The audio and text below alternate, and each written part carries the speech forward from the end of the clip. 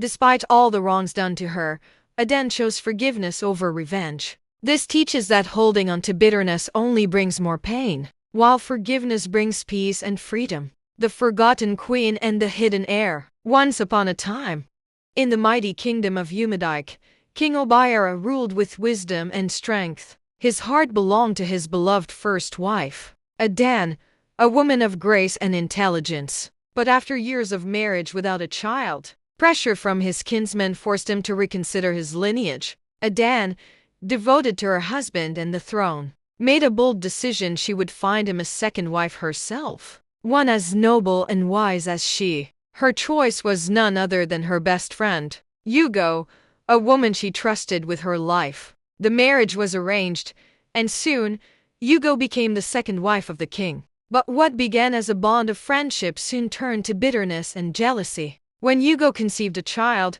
her joy turned into hatred for Aden. With the influence of her mother, she plotted against the first wife, poisoning the king's mind with lies and deceit. When tragedy struck and Hugo lost her child, she accused Aden of witchcraft. Blinded by grief and manipulation, King Obiara cast Aden aside, stripping her of her rights as queen. Seeking a son to inherit his throne, the king took 5 more wives, each bearing him children, but none gave him the heir he longed for. Meanwhile, Aden, once the most cherished, was now forgotten, left with the scraps of the palace. Yet she remained humble, her heart pure, her prayers unceasing. One fateful night, after drowning his sorrows in wine, King Obiara stumbled into Aden's humble quarters, unaware of where he had gone. That night, destiny took its course. By morning, shame and anger overtook him, and in his rage, he ordered Aden to be thrown out of the palace.